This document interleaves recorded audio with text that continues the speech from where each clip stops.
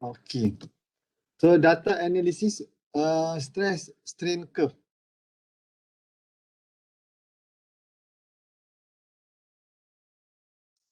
Okay, seperti mana saya katakan tadi, kita ada list of apa nama ni test load yang berbeza. Okay. So kalau sebelum ni, kalau untuk CV kita akan analyze for every different load yang dikenakan. Okay, so we may have one CV for every load yang di-apply. Okay. So in total, kalau tengok apa yang kita dah discuss, dia akan ada 14 set of graph lah. Okay. So kalau untuk this example pula, okay, for every load yang dikenakan, okay, kita akan draw ataupun plot a graph, okay, yang mana yang ini akan menjadi nilai stress, okay, manakala yang ini akan jadi nilai void ratio iaitu E. Okay. Seperti mana untuk CV, dia ada log dengan normal punya graph. Okay. So kalau yang ini E stress saja, satu lagi graph dia akan jadi E log stress. Okay, ataupun ada menggunakan P lah. Okay, so E log P ataupun P. Okay. Kedua akan memberi nilai koefisien yang kita nak gunakan semasa kita nak kira settlement yang akan berlaku dalam tanah. Kalau CV kita gunakan untuk tahu berapa lama tempoh proses consolidation akan complete. Kalau nilai daripada EP ataupun E log P ni, kita boleh tahu berapa nilai settlement yang akan berlaku in term of millimeter lah. Okay. So kita akan dapatkan bacaan dalam delta H. Okay. So kalau untuk EP kita akan dapat volume of compressibility MV. Kalau untuk E log P kita akan dapat C iaitu coefficient of compressibility, dan kita akan dapat coefficient of recompression, iaitu CR. Okay. Nanti kita tengok pada contoh-contoh yang akan saya berikan lepas ni. Okay. Result of consolidated testing. Ya? Doktor ada share screen ke doktor? Tak keluar Ya, tak keluar. Sorry. Kenapa? Terima kasih.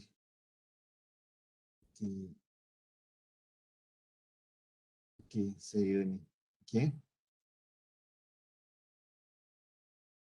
Okay, ni saya beritahu dah. Kalau CV kita perlukan setiap different load, kita akan ada setiap satu graf lah. So in total kalau kita tengok tadi 14 graf yang perlu kita lukis. Walau bagaimanapun, kalau untuk dapatkan MV ataupun CC dengan CR, untuk kita dapatkan berapa banyak settlement yang berlaku dalam kalau yang ini at the end kita boleh estimate time dalam contoh berapa lama year contoh ataupun month melalui CV. Kalau melalui MV, CC atau CR kita dapat berapa banyak settlement yang berlaku. So both of them are related lah. Okay, so result of consolidation testing are presented by plotting the void ratio at the end of each increment period against the corresponding effective stress. For linear scale. So kita menggunakan EP curve. So this is the plot. Untuk dapatkan void ratio nanti saya tunjukkan contoh dalam buku Dr. Kamarudin. Macam mana nak dapatkan void ratio value tersebut. So kita plot kita dapat this kind of curve. Okay. Yang pertama loading, yang kedua reloading lah. Okay. So dari situ kita boleh dapatkan nilai MV. Okay. Macam mana dapatkan nilai MV? So kita kena gunakan this formula. Okay. Pertama kali kita dapatkan nilai AV. Okay. So this AV datang daripada kecerunan graf tersebut. Okay. Manakala untuk dapatkan MV, kita menggunakan this formula iaitu AV over 1 campur E0. E0 adalah initial void ratio. Okay. Walau bagaimanapun, untuk MV, berdasarkan graf yang ditunjukkan ni, dia akan ada dua value of MV lah. Sebab kecerunan ada dua untuk loading proses. Ni untuk loading. Okay. So apa yang perlu kita buat? Okay. The value of MV is not constant and only true for a certain range of stress. Okay. Meaning that yang hijau tu adalah MV mewakili 0 sampai 800 for example. Manakala yang merah pula adalah nilai MV yang lain yang mewakili daripada 800 sehinggalah kepada 1600. Okay. Nanti this value kita akan kena tahu berapa nilai load yang akan dikenakan ataupun yang akan dikonstruk ke atas kita punya bangunan. Okay. Ke atas kita punya tanah, contoh for example. Okay. So kita kena refer. Kalau load yang dikenakan adalah 400 kPa. Okay, maka kita kena gunakan MV dalam range yang ini. Okay. Kalau load yang dikenakan 1 ataupun 900, okay, so kita akan menggunakan this MV. Okay. So that is the idea. How would we use the MV in calculating the delta H? Nanti saya tunjukkan formula lah. Okay. Okay. Manakala untuk produce another approach untuk dapatkan nilai CV dan CR, okay, maka kita kena plot ia ke atas graf E log P. Okay. So begini bentuk dia. Okay. So dia akan dapat compression dan recompression, iaitu mewakili loading dengan reloading. Okay. So this CC kita dapat daripada kecerunan straightforward. Dia tidak seperti mana yang MV tersebut. Kita dapatkan AV kecerunan graf. Lepas tu kita tukar ataupun kita calculate dapatkan MV. Manakala yang ini straightforward dapatkan CC daripada kecerunan, CR daripada kecerunan semasa reloading. Okay, so that is the formula. Okay, so that is CC dan untuk CR pun sama juga. Okay. Ada kaedah yang lain menggunakan empirical. Empirical ni maknanya dia wujudkan satu relationship ataupun hubung kait dengan data yang terlampau banyak, okay, sehinggalah keluarnya satu equation. Okay. Kalau kita sebagai kontraktor ataupun designer, okay, by right better kita request untuk jalankan consolidation test ataupun odometer test.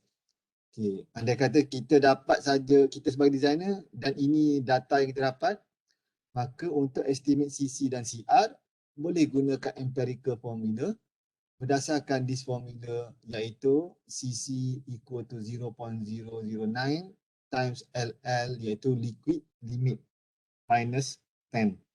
Okay. So kalau untuk clay, memang clay pun kita nak cari, okay, undisturbed, maknanya kita ambil daripada sampel di dalam soil dalam keadaan yang tanpa diganggu. Okay. So kita boleh estimate CC dia daripada this formula. Okay. Manakala kalau dia adalah sampel yang kita bentuk balik, okay, yang mana kita tidak jaga dengan elok semasa proses pengambilan sampel, maka berdasarkan liquid limit dia jadi 0.07. So liquid limit ni adalah common testing yang kita gunakan untuk dapatkan the soil properties. Okay. So satu lagi kaedah menggunakan initial vote ratio. Okay. So initial vote ratio kalau dari segi rumus dia, kalau sampel tersebut adalah fully saturated, E equal to moisture content, initial moisture content ataupun field moisture content darabkan dengan specific gravity. Okay. So specific gravity ada satu kaedah untuk kita tentukan nilai nilai specific gravity bagi sampel tanah berbanding dengan air. Okay. So this empirical boleh digunakan walau bagaimanapun yang terbaik adalah kita menjalankan odometer test lah. Okay, kalau yang ni 1.15 darab 10 kuasa 2 omega n, so this is more related to the what we call as organic content lah. Okay. So kalau low plasticity soil, okay, menggunakan the same approach of E0 tapi perkali dia berbeza. So untuk decide low plasticity, dia mesti refer kepada Attenborough limit punya testing. Okay. So kalau dari situ kita boleh tahu sama ada dia low plasticity type of soil. Okay. So untuk dapatkan another way untuk dapatkan nilai CC menggunakan critical state model. Okay. So CC ditentukan melalui specific gravity times PI over 200. PI ni adalah plasticity index lah. Okay, plasticity index ni adalah ratio antara what we call as liquid limit dengan plastic limit. Okay, saya tak ingin, maknanya plastic limit, liquid limit tolak plastic limit. Okay, so that is the PI. Okay. Okay, so once kita dah dapat nilai C, kita boleh tukar ataupun dapatkan nilai CR. Okay. So CR can be estimate 0.05 to 0.2 times CC. Okay. So critical state concept, okay, this is another example untuk dapatkan nilai CR, okay, iaitu PI over 370, okay, ataupun menggunakan CR, menggunakan CC 1 minus 0.8. Okay. So that is the way how we obtain CC and CR if we do not have any soil property result from the odometer. Okay.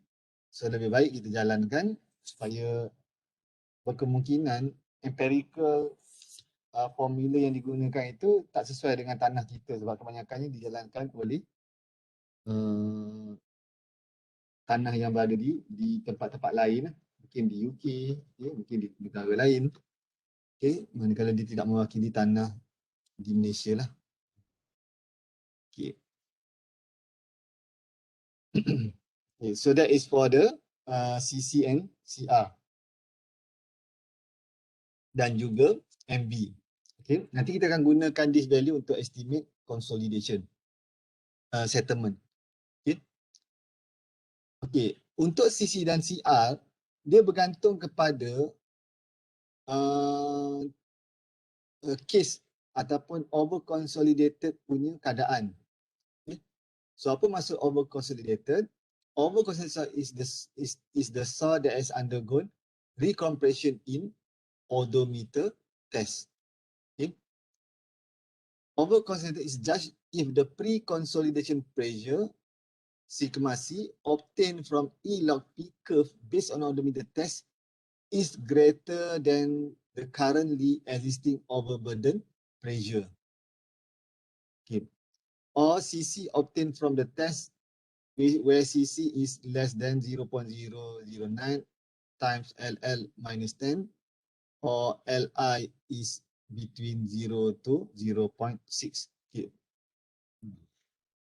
Dalam arti kata yang lain, okay, over consolidated ratio ni terjadi apabila sigma C okay, which is the pre-consolidation pressure, okay,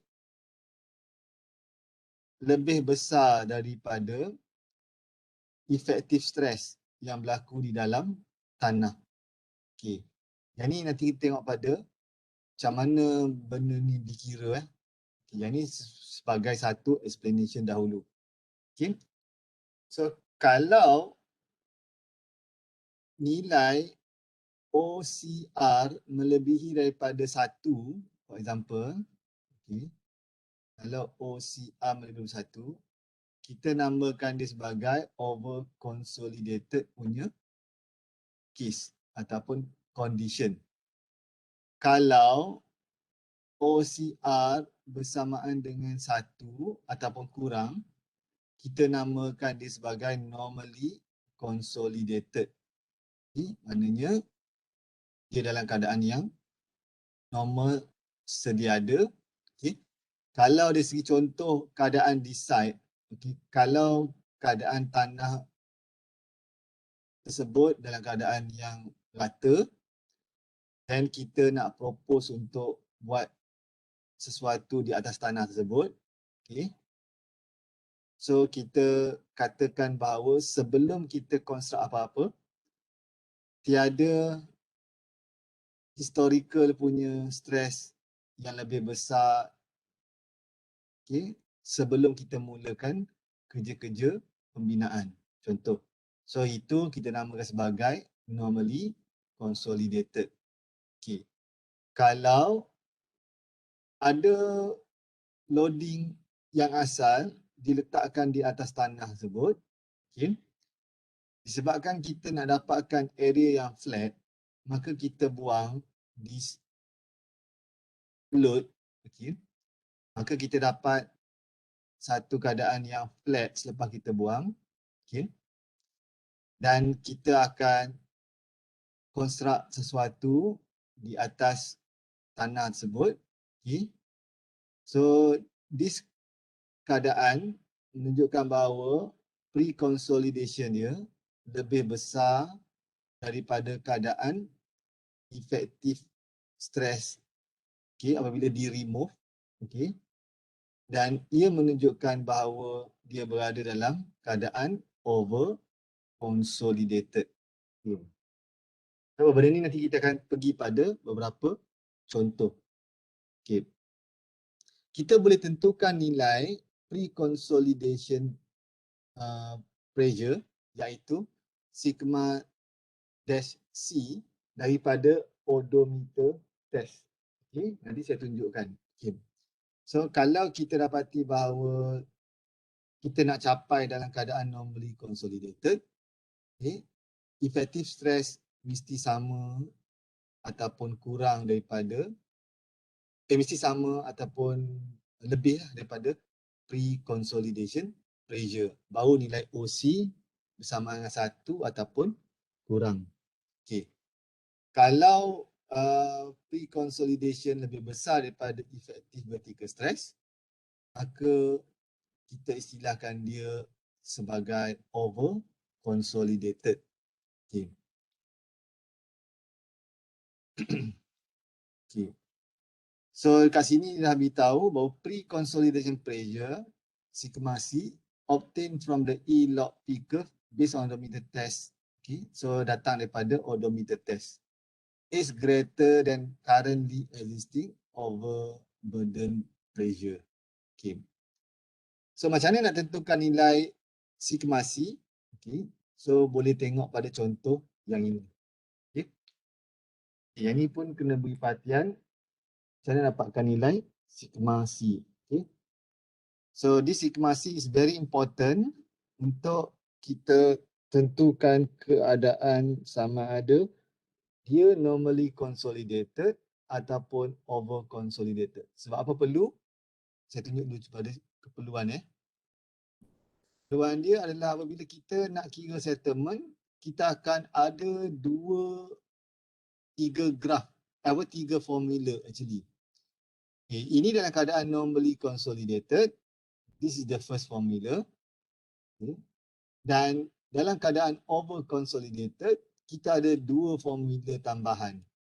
Okay, kalau nak menggunakan CC dengan CR, kita kena decide dahulu dia normally consolidated ataupun dia over consolidated. Sebab itu penting nilai sigma C tersebut. Okay. Kita pergi nanti kita patah balik nanti. Kita patah balik. Okay. So sigma C, untuk dapatkan sigma C, okay, daripada consolidation curve yang sama, okay, kita kena lukis ataupun construct several line. Okay. Yang pertama, kita decide pada first line, okay, kita ambil lah image ni, this is the first line, okay. While this is the primary consolidation line, okay. So kat mana start berlaku perubahan kepada first line ni, okay, dalam keadaan yang paling maksimum sehinggalah dia bertukar kepada this primary consolidation line. Okay. So for example, for this case, kita akan dapati bahawa point dia start berubah apabila dia sampai pada this area ataupun this value. So dia akan bersamaan dengan A. Okay. Selepas itu, okay, this is first procedure. Okay. Selepas itu, kita draw a horizontal line. Okay. Hasil daripada point ataupun point A tersebut.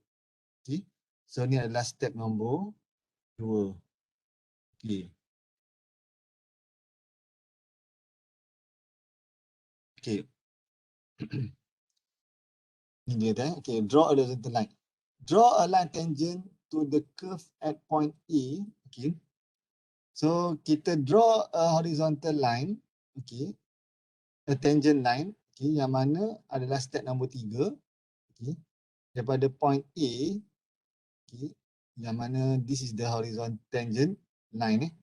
Okay. Yang akan mewakili step nombor 3. Okay. Menggunakan protector, okay, kita dapatkan berapa sudut bukaan yang ini. Okay. Kita divide kepada 2. Okay.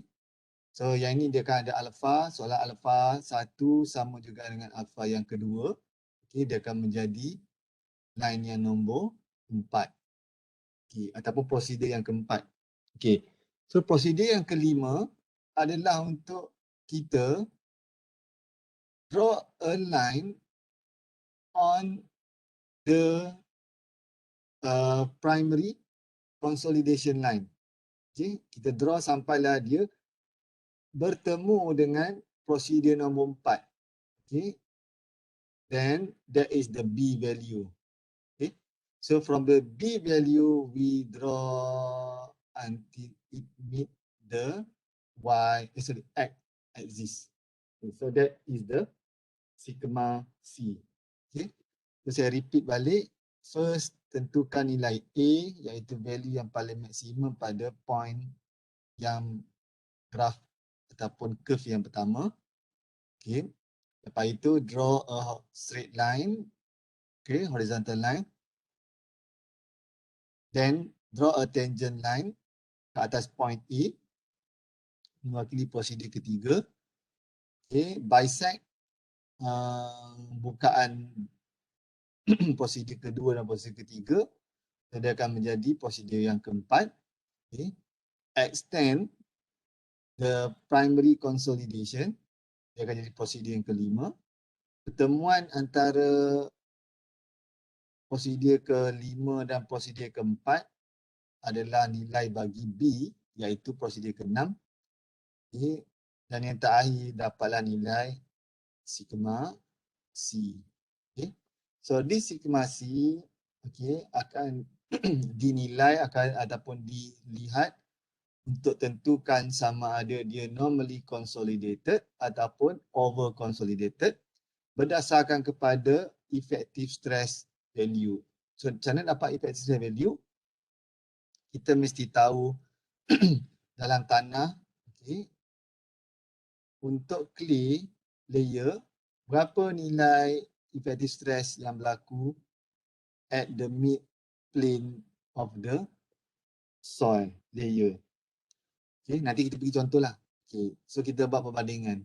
Okay, andai kata sama, normally consolidated. Andai kata sigma C lebih besar, dia akan jadi over consolidated. Andai kata kurang, okay, dia akan jadi normally consolidated. Maknanya ratio between sigma C over sigma naught menentukan sama ada dia adalah over ataupun normally. Okay. So this is the procedure lah. Okay. Over consolidated is judged if pre-consolidation pressure obtained from the E log P curve based on odometer is greater than the currently existing overburden pressure. Okay. So ini saya dah terangkan sebelum ni, menunjukkan bahawa penting untuk kita tahu nilai pre-consolidation pressure tersebut. Okay. Okay. Okay, ini sekadar tambahan menunjukkan bahawa odometer test yang kita buat, okay, normally akan dipengaruhi oleh dia punya kaedah sampling yang diambil semasa testing dan juga preparation yang dibuat. Okay.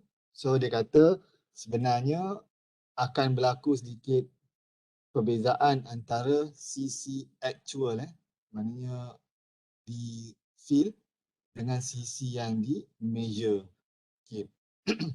So macam mana kita nak predict CC yang actual seolah-olah menggambarkan keadaan di site. Okay. So kita perlu tengok kepada this approach. Okay. So contoh yang ini estimation of field consolidation curve. Okay. Yang ini adalah keadaan di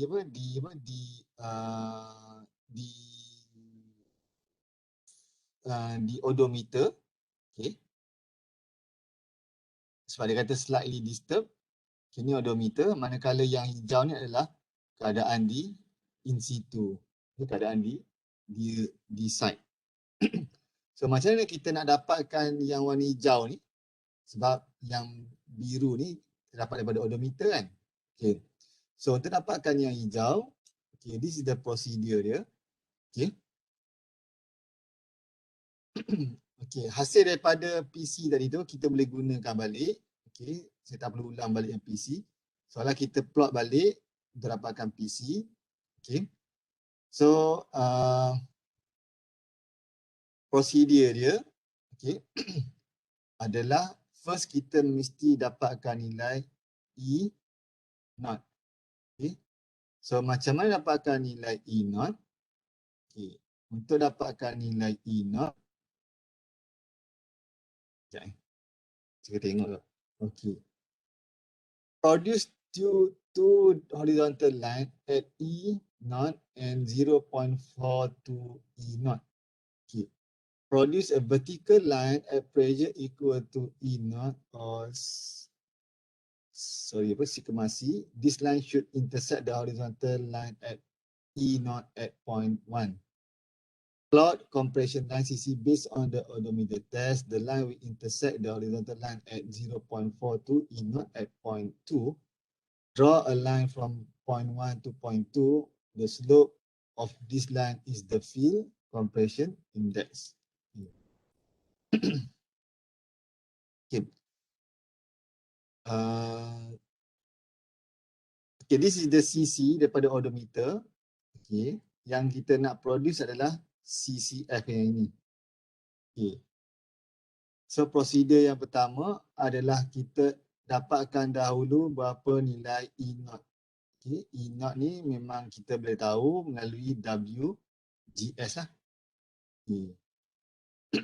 Once kita dapat nilai E naught, kita multiply nilai E naught tersebut kepada 0.42. Okay. So nilai first E naught kita buat satu garisan lurus, iaitu garisan pink tersebut.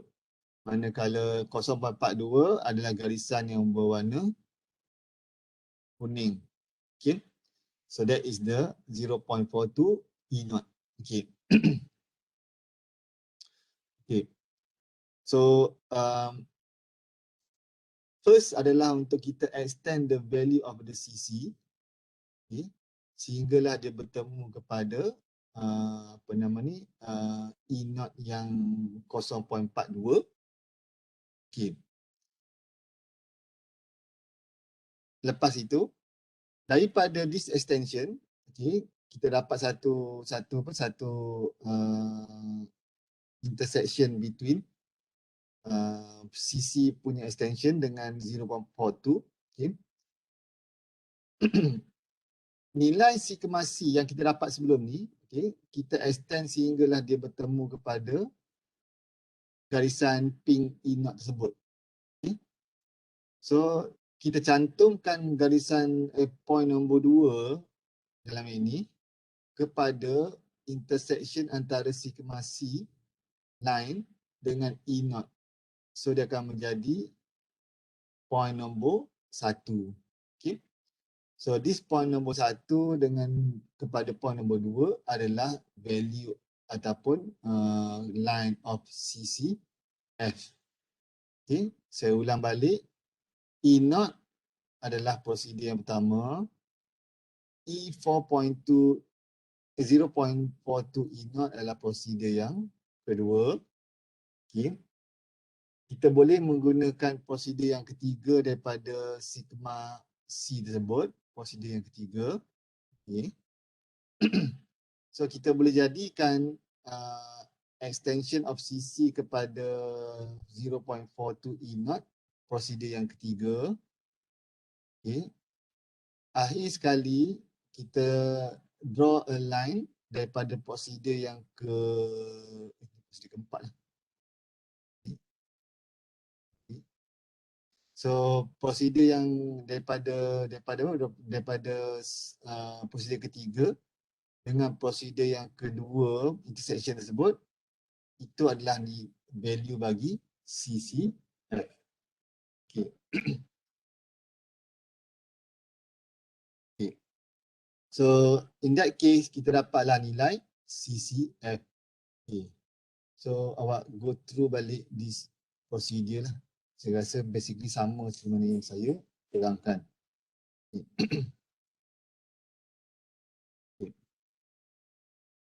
So kita dah habis untuk dapatkan nilai CC-CR. Lepas tu kita dah terangkan tentang macam mana dapatkan nilai sigma C. Okay. Dan daripada sigma C kita terangkan macam mana dapatkan nilai CCF, iaitu CC at in situ. Okay. So now kita tengok on the settlement pula. Okay. So for settlement dia akan ada dua set of equation mewakili MV dan mewakili CC. Okay.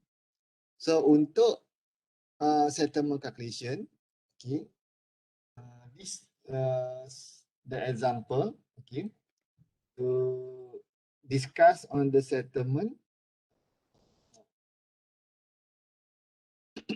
concept. Okay.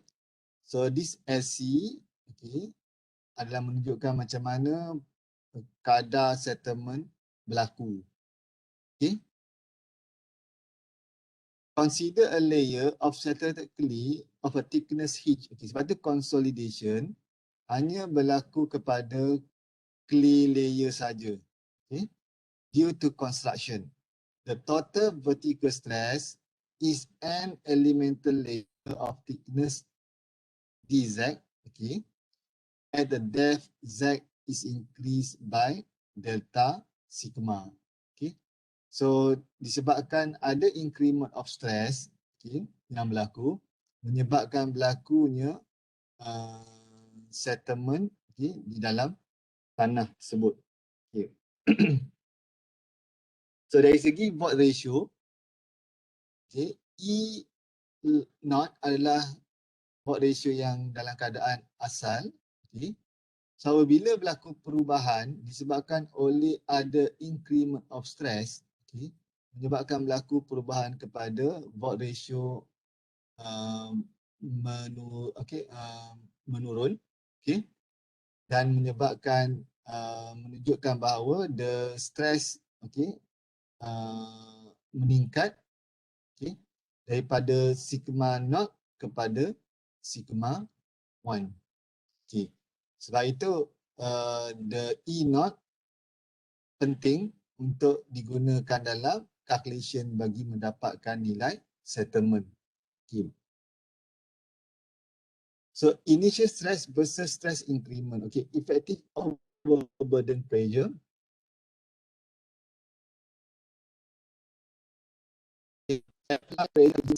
Data sigma. Okay, ini dalam keadaan biasa, dalam keadaan tanpa sebarang loading.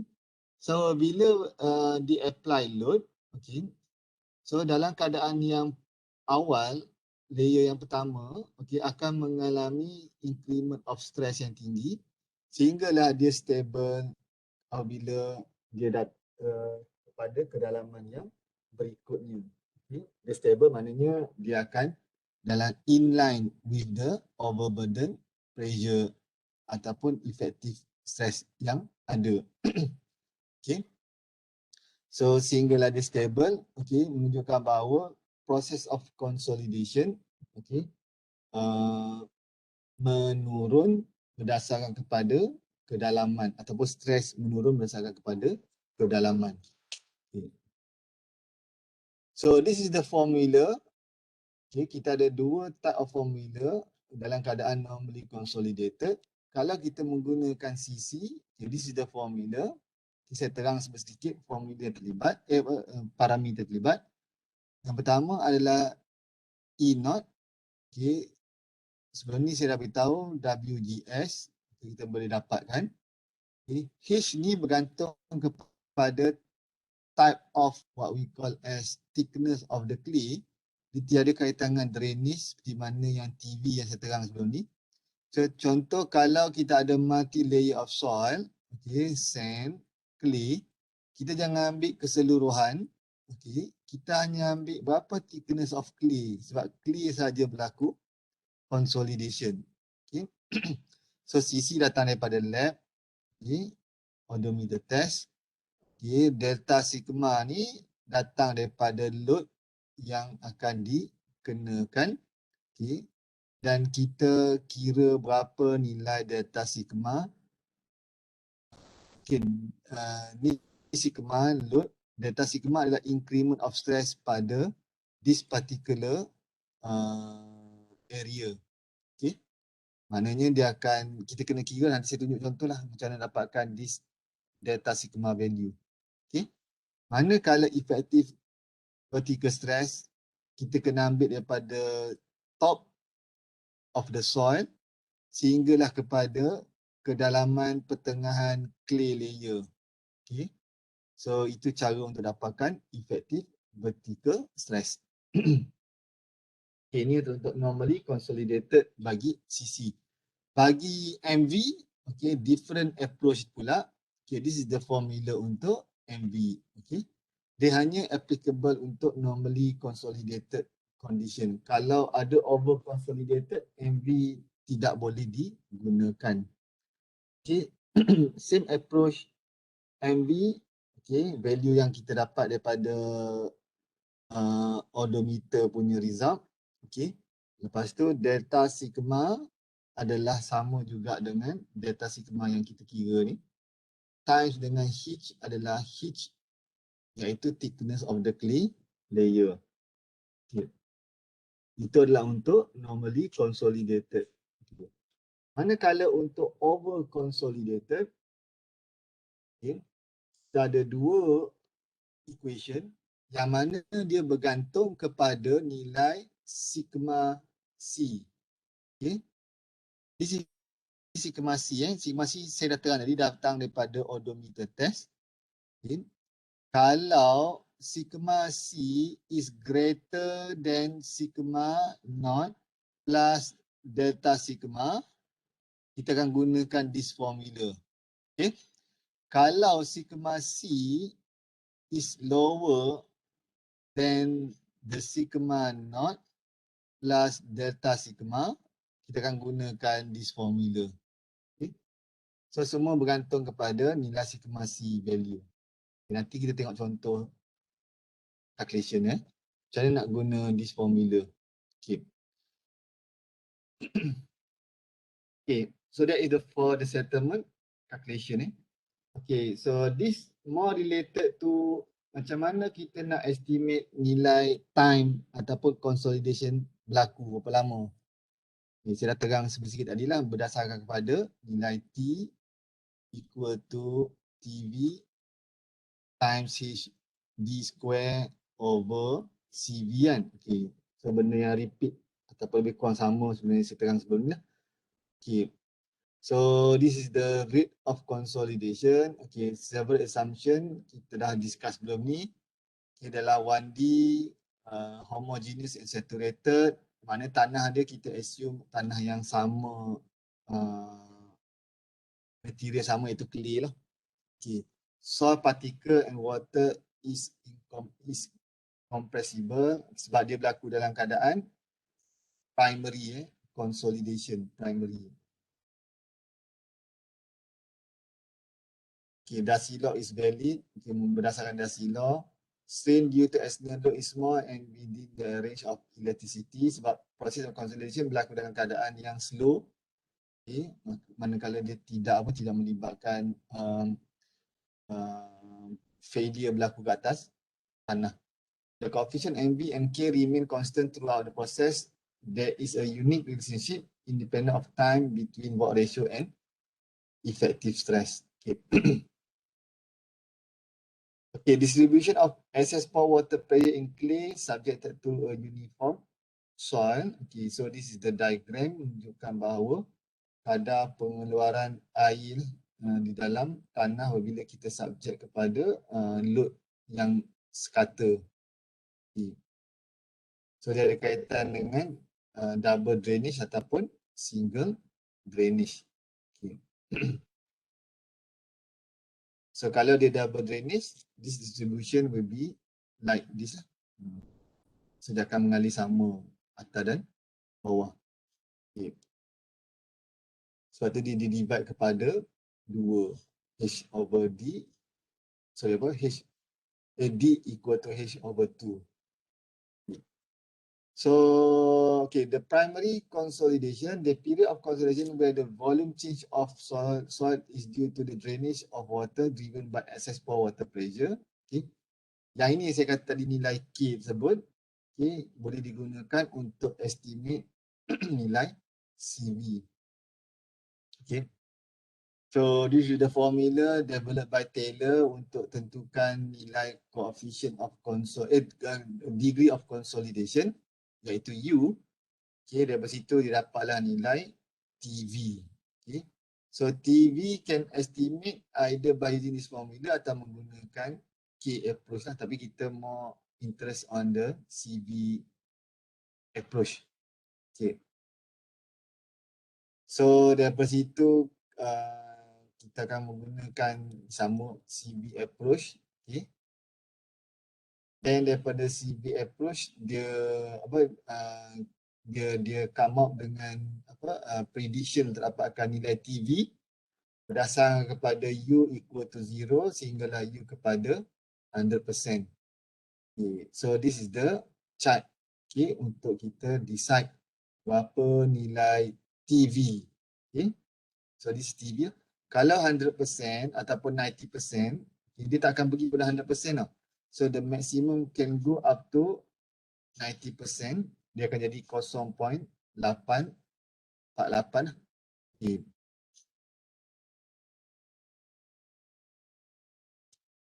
Okay, so single drainage versus double drainage, saya dah terang sebelum ni. Okay, so for the left side, yang ini adalah single drainage, impermeable ataupun impermeable. Okay, then we have another one is pervious and pervious at the top and the bottom. Okay, untuk kita katakan di dalam keadaan double drainage. So this is the relationship, okay, for the double drainage. Okay, Sebenarnya saya terangkan tadi, kalau 90% dia akan bersamaan dengan 0.848, kalau 50% dia akan jadi 0.196.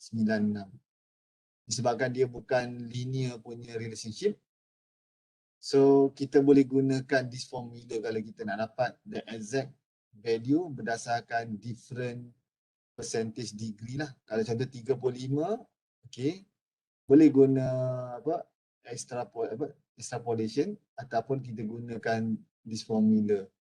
0 sampai 60, this is the formula yang untuk dapatkan nilai TV. 60 ke atas, this is the formula untuk dapatkan nilai TV. Okay, so yang ni yang dipermudahkan untuk kita estimate berapa nilai TV. Okay, banding juga dengan yang ini sebenarnya benda yang sama. Okay. So this is the last slide lah untuk consolidation. Okay. So maksudnya esok nanti kita akan pergi pada contoh-contoh dalam buku Dr. Kamarudin. Okay. Tapi saya akan relate balik dengan apa yang kita belajar pada hari ini. Okay. So we take 3 minute rest. Okay. Nanti kita akan ada test pada pukul 4. Okay. Nanti saya bagi link untuk test tersebut. Okay. Dalam apa nama ni, Webex ni. Kalau saya bagi kepada grup, saya tak nak nanti ada yang tak datang, tiba-tiba dapat link yang sama. Okay. Tapi tolong panggil lah kawan-kawan kalau nak dapat link tersebut. Saya stop dulu